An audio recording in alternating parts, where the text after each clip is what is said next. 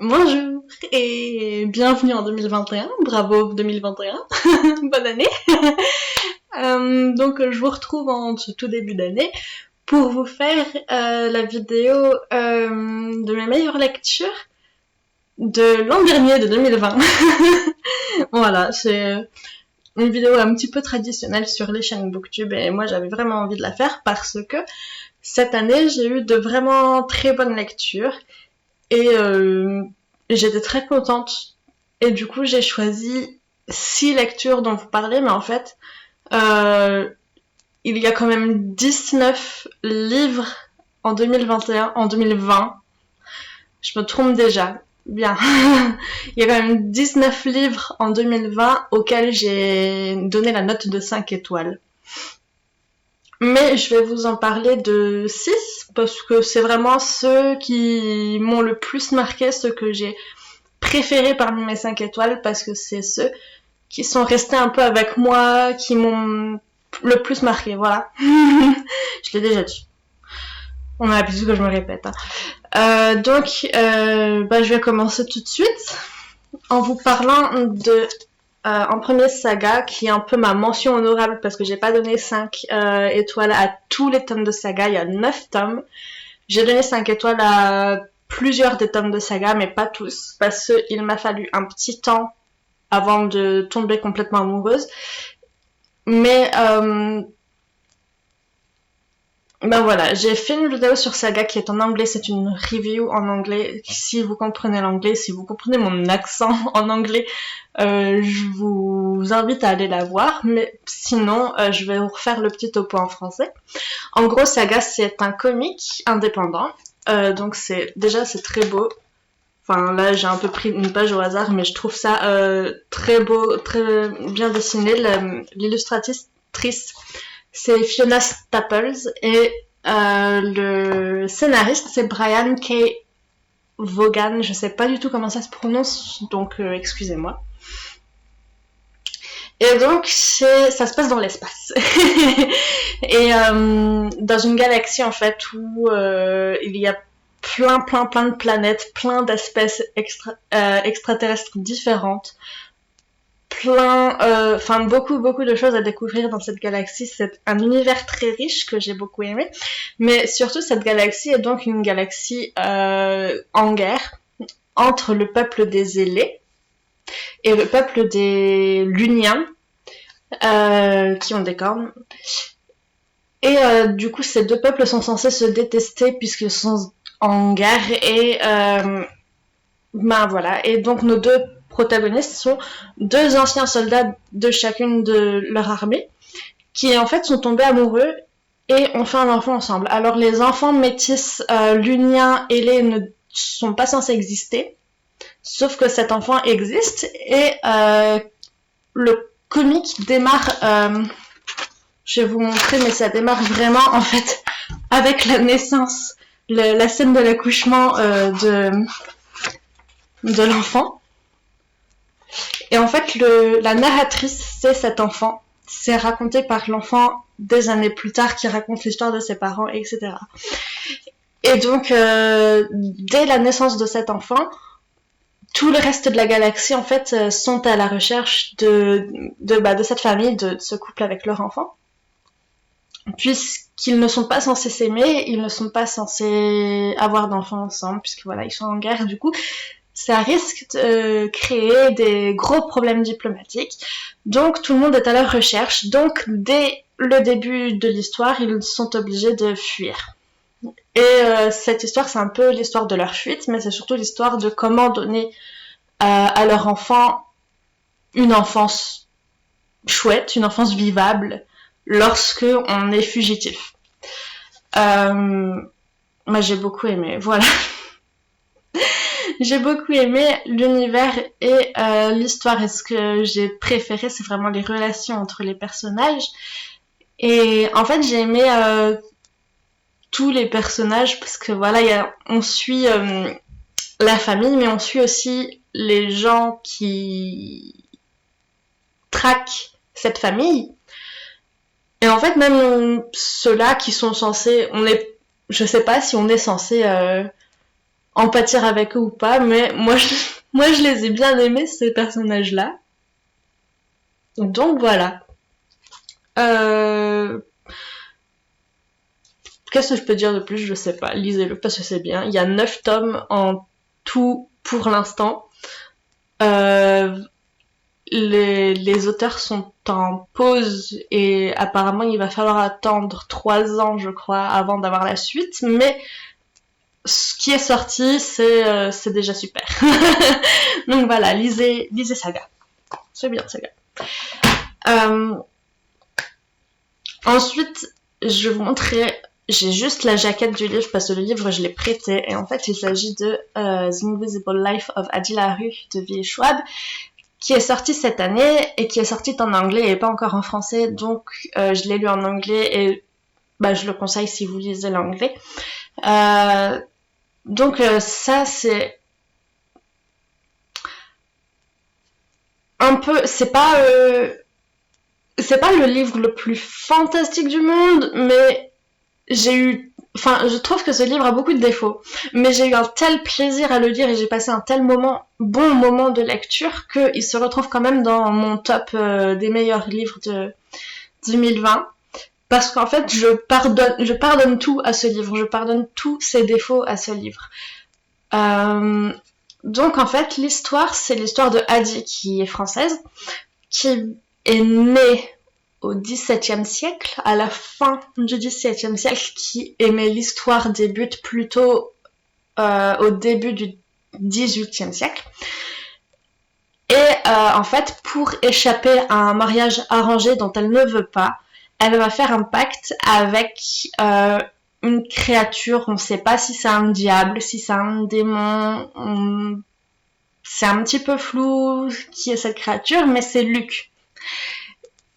Et elle va faire un pacte avec lui, et en gros ce pacte c'est pour avoir la liberté, et la liberté d'une part, et l'immortalité, donc elle va devenir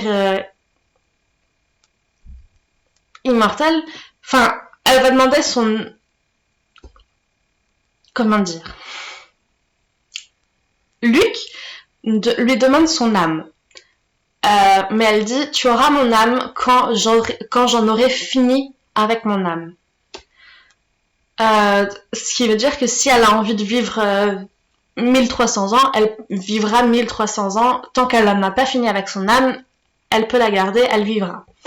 Mais voilà, la liberté selon Luc, c'est de ne pas être souvenu. Comment on dit en français? De ne pas être remembered. Comment on dit en français? En fait, les gens qu'elle rencontre ne se souviennent absolument pas d'elle dès lors qu'elle est hors de leur vue. Donc, ni ses parents, ni personne. Elle peut croiser quelqu'un qu'elle a connu toute sa vie jusqu'alors, et cette personne ne la reconnaîtra pas. La personne va demander, mais qui es-tu? Que fais-tu chez moi?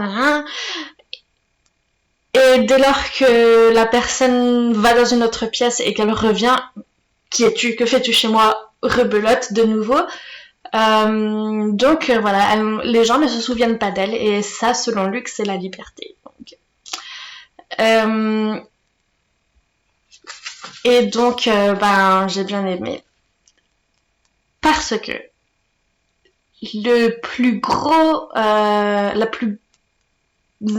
raison la plus importante pour laquelle j'ai aimé ce livre, c'est tout d'abord parce que j'avais un crush sur le personnage de Luc.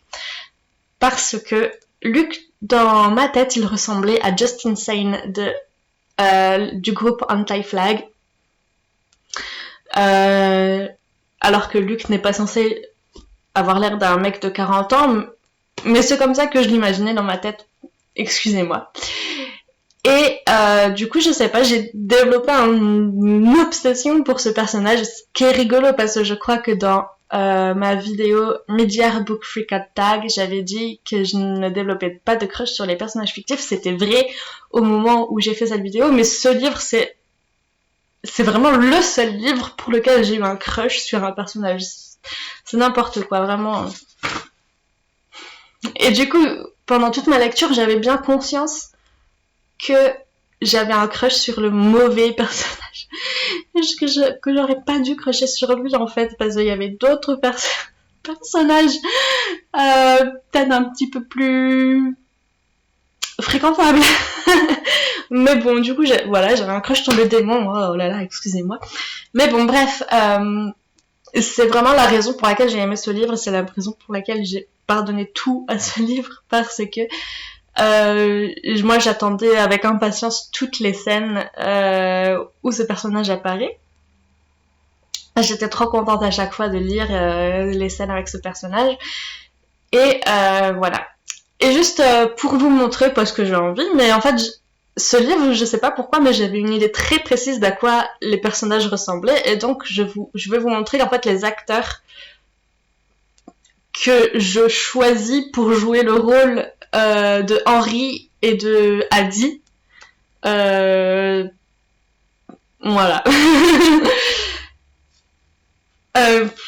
Après, voilà, il y a des gens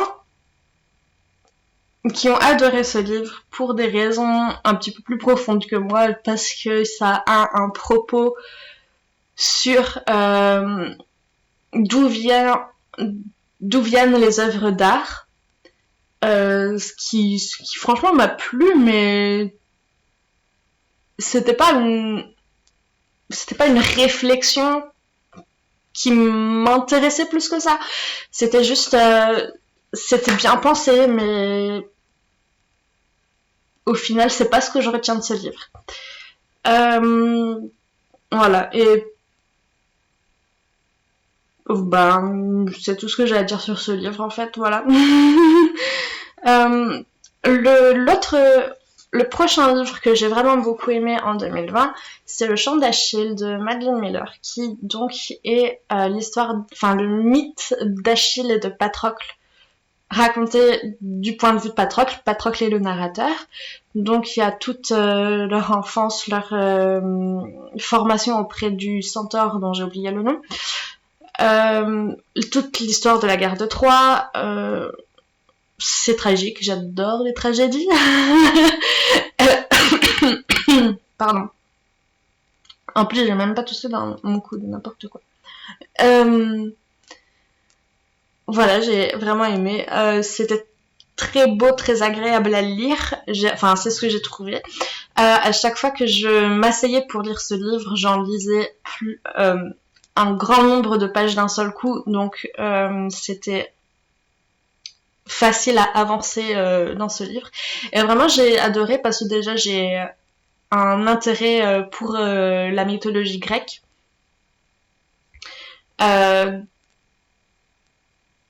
Donc voilà. Et franchement, je sais pas quoi dire d'autre sur ce livre, mais lisez-le si vous ne l'avez pas lu, parce que j'ai vraiment beaucoup aimé. S'il y a un truc que j'ai envie de dire, c'est que c'est une très belle histoire d'amour, parce que voilà. Alors, l'histoire d'Achille et Patrocle, au fil du temps et de l'homophobie, a été un peu effacée pour dire que c'était deux grands amis. Mais ce n'était pas deux grands amis. Dans le mythe originel et dans la Grèce antique, les hommes pouvaient coucher avec d'autres hommes. Alors là, il s'agit pas juste de coucherie, il s'agit vraiment d'amour. Achille, c'était vraiment quelqu'un de très amoureux de Patrocle.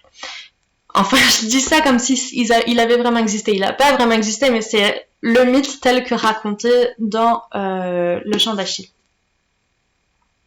Donc voilà, c'est vraiment une belle histoire d'amour. Il y a un passage en particulier que j'ai trouvé très beau et qui fait partie de mes passages préférés de mots d'amour. Alors que ça ressemble pas à une déclaration. C'est pas je t'aime plus que le soleil. C'est pas ça ressemble pas à une déclaration, c'est plus une conversation entre les deux personnages, une conversation pas banale, une conversation lourde de sens, mais qui ne tourne pas autour de je t'aime, je t'aime, je t'aime. C'est une conversation qui tourne plus autour du bonheur et de ce qu'on est prêt à faire pour atteindre ce bonheur. Et bizarrement, cette conversation, moi je l'ai lu comme si c'était une déclaration d'amour, et c'est un des plus beaux passages de déclaration d'amour pour moi, même si ce n'est pas vraiment une déclaration d'amour. Enfin, je sais pas m'exprimer, mais voilà, c'est un beau passage selon moi qui représente le couple. Et voilà. Donc j'ai adoré, et je vous conseille de le lire. Puisque j'en étais à parler de mythologie grecque, je vais prendre le livre tout en bas de ma pile. Il s'agit de Lovely War. J'ai des fourmis dans ma jambe. Ah, ça me fait mal en plus. Donc Lovely War de Julie Berry, qui n'est pas sorti en français, que j'ai lu en anglais.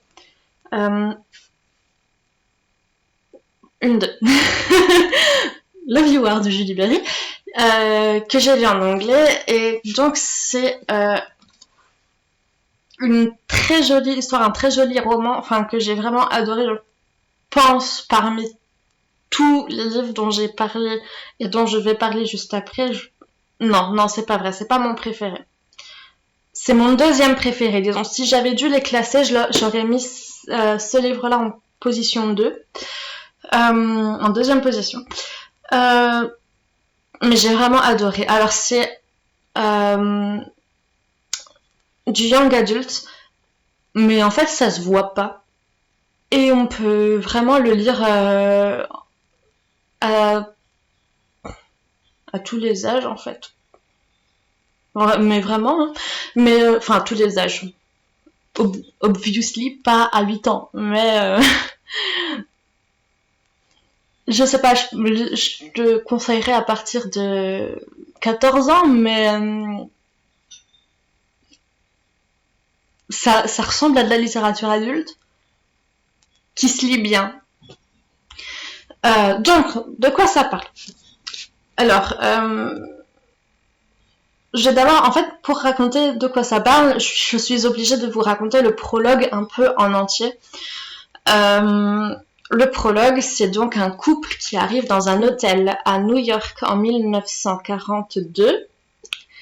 Ce couple donc arrive dans la chambre et commence à s'embrasser. On sent qu'ils vont faire l'amour.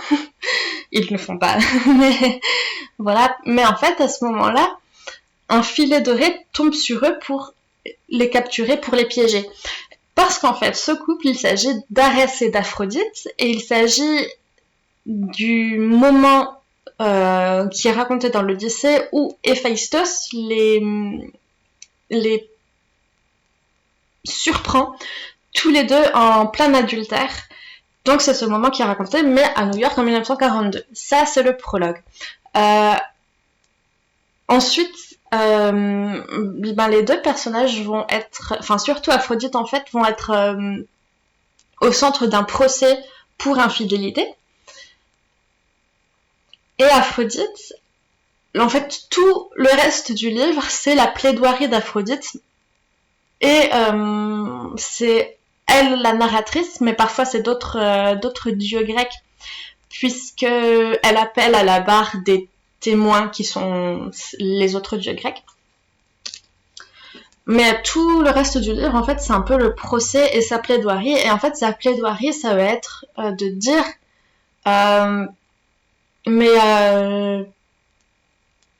oui, je suis infidèle, mais parce que Héphaïstos, tu ne m'aimes pas de la façon dont je voudrais être aimée. Et en fait, tout le livre, ça va être je suis la déesse de l'amour, mais bizarrement, on ne m'aime pas moi. Et pour montrer ça, pour prouver ceci, ce qu'elle avance, elle va se mettre à raconter 2 histoires d'amour qui se sont passées en 1917 ou 1916 durant la Première Guerre mondiale. Et donc, tout le reste du livre, en fait, c'est l'histoire de ces 2 histoires d'amour, ces 2 couples.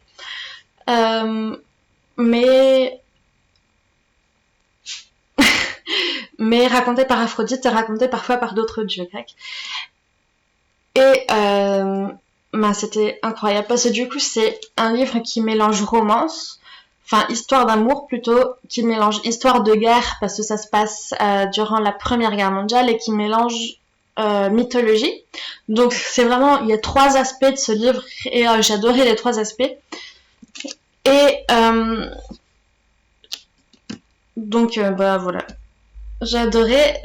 Les histoires d'amour étaient vraiment très mignonnes, elles étaient vraiment touchantes, j'ai vraiment ressenti beaucoup d'émotions en lisant ce livre. C'était trop bien. Et quelque chose que je voulais mentionner, pour l'un des couples, le mec est un soldat noir américain. Et c'est intéressant puisque c'est... Donc il combattait en France dans l'armée américaine, mais dans le pan noir de l'armée américaine. Et c'est intéressant puisque c'est une partie de l'histoire en fait qu'on raconte rarement, le traitement des soldats qui étaient noirs durant la Première Guerre mondiale. Et donc il y a aussi tout un aspect de ce roman qui se concentre sur le racisme qu'il subissait, même si tous les personnages principaux soutiennent ce personnage, sont amis avec lui, ne font pas preuve de racisme, ou alors je n'ai pas remarqué, et dans ce cas je m'en excuse, mais franchement j'ai pas vu de choses problématiques racistes dans ce livre, si ce n'est un truc, alors c'est écrit en anglais, et le N-word à chaque fois est censuré, ce qui est très bien. Mais il y a un passage qui est écrit en français puisque c'est l'extrait d'un article de journal publié en français.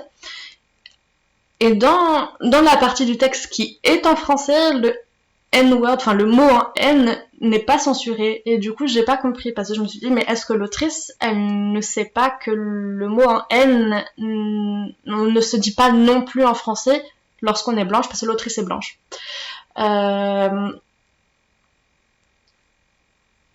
Enfin, je sais pas, parce que de manière évidente, elle sait la règle pour l'anglais, mais apparemment, elle n'a pas posé la question pour le mot en français. Et du coup, elle n'a pas caché ce mot. Donc, voilà. À part ça, cet impair, ce truc cette chose qui n'est pas à moi de dire si c'est pardonnable ou pas, c'est pas, moi je suis blanche donc j'ai pas à dire ça, mais à part ce moment-là dans le livre, je crois pas qu'il y ait de choses, je crois pas que le racisme soit mal traité dans ce livre. Par contre, il y a vraiment des scènes racistes, ça c'est clair, puisqu'il y a des personnages qui le sont envers le personnage du soldat et envers les autres membres de l'armée en fait. Et je vous l'indique juste parce que si c'est quelque chose que vous avez du mal à lire, quelque chose auquel vous êtes sensible, comme d'habitude, je vous préviens que c'est présent dans le livre. Je vous fais un peu un trigger warning.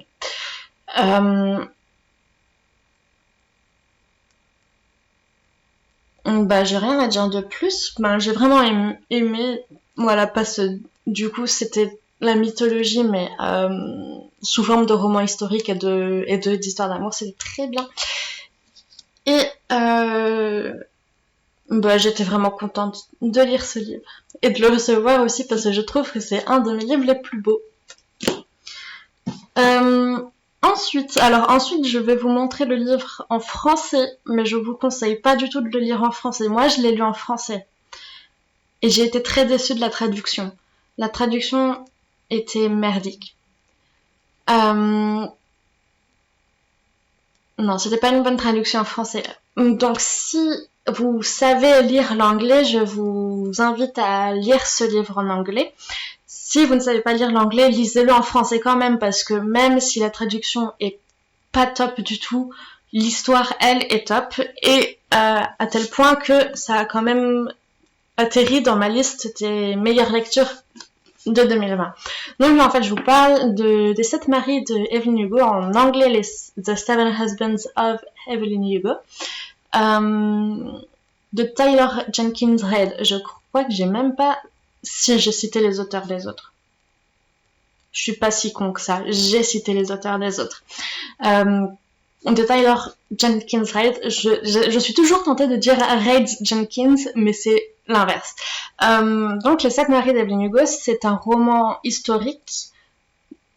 En fait, une partie se déroule en 2017.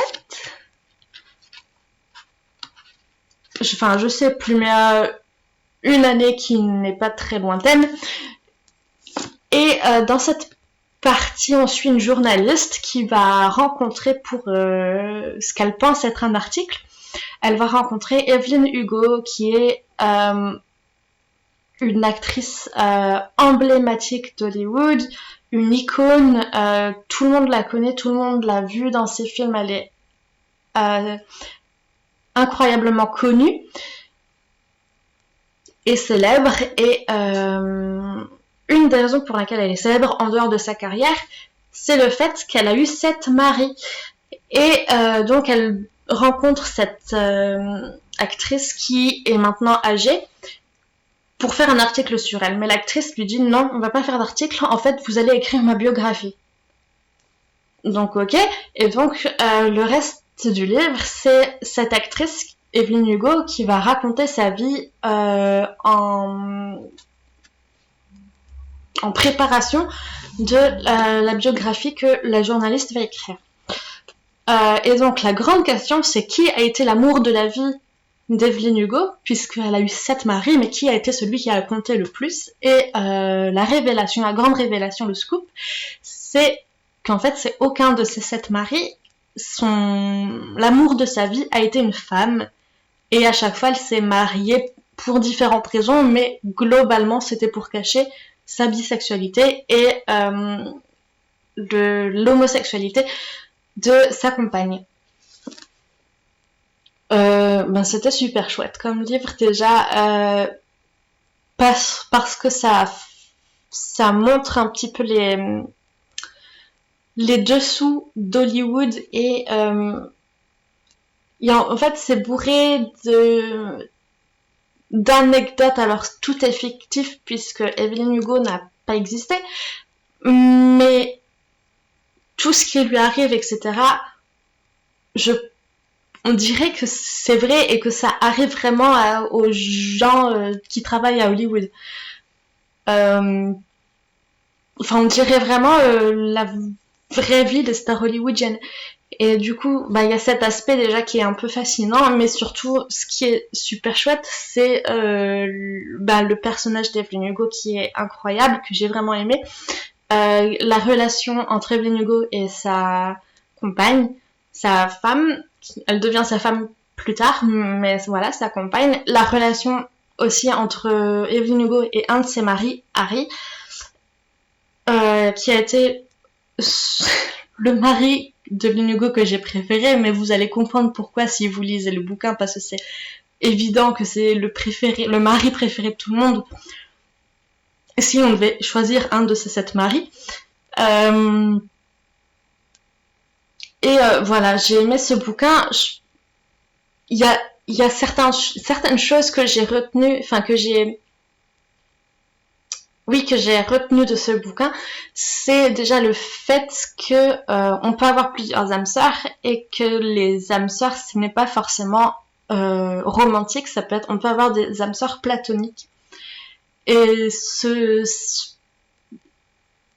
un truc que j'ai retiré de ce bouquin, c'est un peu cette idée-là. Et c'est une idée qui me réconforte et qui me fait très plaisir, en fait, et avec laquelle je suis plutôt d'accord, parce que j'ai l'impression que oui, on a plusieurs âmes sœurs dans une vie, que c'est pas forcément romantique, etc. Et ce que j'entends par âme sœur, alors je sais pas si c'est la vision de l'autrice, mais c'est ma vision à moi. Ce que j'entends par âme sœur, c'est quelqu'un avec qui on est assez compatible pour faire le travail de garder notre relation saine et durable. Parce que c'est pas l'âme sœur, c'est pas quelqu'un avec qui ça va être facile tout le temps en fait. L'âme sœur, c'est juste quelqu'un avec qui on choisit de s'engager pour que la relation soit la meilleure possible, la plus saine possible et la plus durable possible. Enfin, si on a envie qu'elle dure. Peut-être que des gens n'ont pas envie de longues relations, j'en sais rien, mais enfin voilà. Je trouve que en fait, âme sœur, c'est pas une question de destin ou de c'est facile forcément ou de. Enfin, je trouve que c'est plus une question de choix, de compatibilité à la base pour faire le choix de faire en sorte de faire tout ce qu'on peut pour que ça se passe bien. Je trouve que c'est ça une âme sœur. Bref, je m'éloigne un peu du sujet. Mais donc, c'était chouette. Il y a aussi un petit suspense tout au long du roman parce que la journaliste se demande mais pourquoi elle m'a choisi moi pour écrire sa biographie. Et on a la réponse à la fin du roman et voilà, c'est une très belle histoire et voilà, j'en ai retiré un peu une leçon de vie, enfin pas une leçon de vie mais quelque chose qui m'a plu au sujet des âmes sœurs. J'en ai retiré aussi une certaine reconnaissance envers toutes les gens, envers tous les gens connus qui ont pu faire leur coming out, alors que ce soit par le passé ou encore maintenant, puisque je me rends compte à quel point ça doit être difficile. Déjà, c'est difficile de faire son coming out quand on est personne, mais quand on est connu, c'est une pression supplémentaire. Mais je suis tellement reconnaissante envers tous les gens qui l'ont fait, puisque c'est grâce à eux que les mentalités changent. C'est pas seulement grâce à eux, mais lorsqu'une personnalité fait un coming out, ça a un impact sur la culture, sur les mentalités des gens. Ça a un impact peut-être plus important que si c'est ta voisine. Donc voilà, j'ai une reconnaissance pour tous ces gens qui ont eu la force et le courage et tout ça de faire leur coming out. Et c'est ce que je retiens de ce livre aussi. C'est vraiment une reconnaissance. Donc voilà. Dernier livre, et franchement c'est le livre que j'ai préféré cette année, de loin. C'est vraiment mon livre chouchou de cette année. Mais alors je vais le mentionner, l'auteur est la cible d'une accusation. Et en fait, je sais pas du tout ce qui s'est passé. En réalité, je sais pas, parce que du coup, l'auteur s'est aussi mis à accuser son accusatrice, etc., etc. Donc, il y a des histoires un petit peu sombres autour de cet auteur, parce qu'apparemment, il manipule les gens.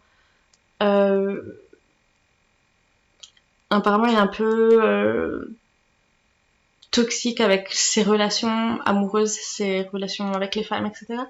Donc, voilà, il y a des gens il y a une personne qui l'a accusé. Donc, c'est pour ça que j'ai toujours du mal à faire la promotion de ce livre et de cet auteur, puisque voilà, je pense qu'il ne faut pas séparer l'œuvre de l'artiste, que si l'artiste c'est une merde, c'est pas quelqu'un que je vais avoir envie d'aider en leur faisant leur promotion, etc. Mais pour ce livre, Vraiment, c'est mon livre préféré et du coup, je fais une entorse à ma propre règle et j'ai l'air ridicule de le faire. Et ça m'enlève toute crédibilité et c'est nul de ma part. Mais c'était vraiment mon livre préféré et du coup, j'avais envie d'en parler quand même. Bref, et ce livre, c'est donc Les Sages Gentilshommes, le premier tome, Les Mensonges de Locke Lamora de Scott Lynch. Et donc le premier tome est pas les tomes d'après, que j'ai beaucoup aimé quand même, mais ce tome-là, c'est vraiment mon tome préféré des Salauds Gentilshommes. Pour une raison que je ne peux pas dire, parce que c'est spoilant. J'ai vraiment des fourmis dans ma jambe. Pardon, j'ai vraiment très mal. Mais c'est horrible. Pourquoi je me suis mise en tailleur? Bref, pardon. Donc Les Salauds Gentilshommes, c'est un roman de fantasy adulte. Ça se passe dans un univers, enfin ça se passe surtout dans une ville en particulier, Camor, qui est honnêtement mon univers fantasy préféré. Si je devais choisir un univers fantasy dans lequel je voudrais vivre à Camor, je voudrais pas vivre à Poudlard, je voudrais vivre à Camor. Parce que Camor, ça a l'air incroyable. Ça a l'air pas facile du tout de vivre à Camor, mais j'ai une affection pour ce setting. J'ai envie de vous montrer la carte, donc je vous montre la carte. Ça, c'est la carte de Camor. Donc, en fait, Camor, c'est une ville où il y a plein de canaux il y a la rivière et il y a des canaux et c'est au bord de la mer. Donc, c'est une ville un peu très aquatique. Mes jambes, j'ai vraiment mal. Et c'est une ville où règne, en fait, où règne la noblesse et les marchands, etc., comme dans toute autre ville, mais où règne surtout une centaine de bandes de voleurs. Et nous, on va suivre les Salauds Gentilshommes qui sont la meilleure bande de voleurs dans cette ville, sauf que personne ne sait que c'est eux la meilleure bande de voleurs parce qu'ils ne payent pas de mine comme ça. Personne ne les soupçonne, personne ne leur accorde beaucoup d'attention. Mais en fait, c'est la bande de voleurs la plus riche de Camor. Mais ils sont riches en secret. Et c'est très... Enfin... Les personnages, cette bande de voleurs, les Salauds Gentilshommes, sont tous très attachants. J'adore chacun des personnages de cette bande. Mais vraiment... Le personnage principal, si on peut dire, c'est quand même Locke, qui, je pense, est mon personnage préféré, même si vraiment je les aime tous comme mes enfants.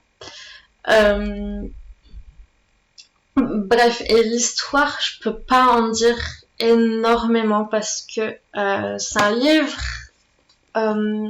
qui se dévoile un petit peu lentement. En fait, l'intrigue commence page 200, quoi. Donc les 200 premières pages, c'est plus pour te présenter les personnages, pour te présenter l'univers, pour te présenter leur mode de vie, leur mode de fonctionnement, leur métier, leur job de voleur. Voilà, pour te présenter un peu tous ces aspects du roman qui vont avoir une importance. Mais l'intrigue commence assez loin dans le roman. Alors le roman fait 600 pages, je crois. Ouais, 600 pages. Mais voilà, c'est trop bien. Alors moi je le compare enfin je l'ai comparé à Six of Crows, mais version adulte. Mais enfin parce que voilà, Six of Crows, c'est aussi une bande de voleurs. Donc il y a des tropes en commun, mais c'est quand même très différent. Et moi j'ai préféré Les Salauds Gentilshommes, certainement parce que je l'ai lu en premier. Ou peut-être parce que c'est juste meilleur. On ne sait pas. Voilà, j'ai adoré. Mais je sais pas comment vous le présenter, ce livre, puisque vraiment l'intrigue, je ne sais pas ce que je peux en dire. Ce que je peux en dire, c'est que voilà, les personnages sont vraiment très attachants, que vous allez les adorer. Et puis voilà, si vous aimez un peu les histoires de complot, de vengeance, les histoires très compliquées qui s'en mêlent un petit peu, ça va vous plaire. Également, je mentionne que le chapitrage est un petit peu différent d'un roman classique parce que chaque chapitre est divisé en sous-chapitres, etc. Et parfois il y a des passages d'une timeline à l'autre dans un même chapitre. Et en fait, tout ce qu'on apprend dans la timeline du passé, de l'enfance de ces personnages, parce qu'on voit l'enfance de ces personnages, ce qui est trop cool, parce que je les adore, tout ce qu'on apprend dans l'enfance des personnages va être directement pertinent dans la timeline du présent lorsque les personnages sont adultes. Enfin, pour vous donner un exemple, en fait, pour décrire la relation entre tel et tel personnage dans le moment présent, dans la timeline où ils sont adultes, on va voir le moment de leur rencontre dans le passé, et tout ce qui va se passer pendant cette scène de rencontre va avoir une importance directe sur la scène d'après qui se passe dans le présent.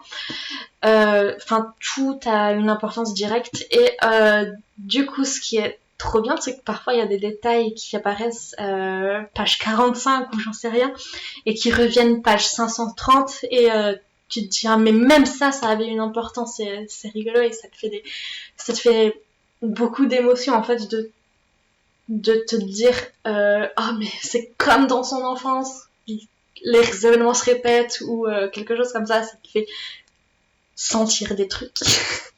Donc mes jambes vont mieux. Pardon. Donc j'ai vraiment aimé les mensonges de Locke Lamora. Puisque du coup, oui, faut que j'explique le titre. Locke Lamora est un menteur, puisque en fait c'est des voleurs, mais c'est des voleurs acteurs. Puisque pour voler les gens, ils montent des escroqueries phénoménales où ils se font passer pour d'autres gens qu'ils ne sont pas, et ils prennent leur rôle très au sérieux, et c'est vraiment des vrais acteurs. Donc ils prennent des impostures en fait, et ils mentent. Et du coup, voilà, c'est très drôle. Et j'ai bien aimé aussi l'écriture. Alors j'ai bien aimé la traduction. Je l'ai pas lu en anglais, donc je peux pas dire, mais en la version française, j'ai bien aimé parce qu'il y a parfois des expressions désuètes, et ça donne tout un charme à l'écriture en fait. Mais c'était trop charmant en fait comme écriture. Donc voilà. C'était toutes les lectures dont je voulais vous parler. Je suis désolée parce que cette vidéo est extrêmement longue du coup. Voilà, je vous souhaite une bonne année 2021. Je vous souhaite d'excellentes lectures pour cette année. Et on se retrouve bientôt dans une prochaine vidéo. Bisous.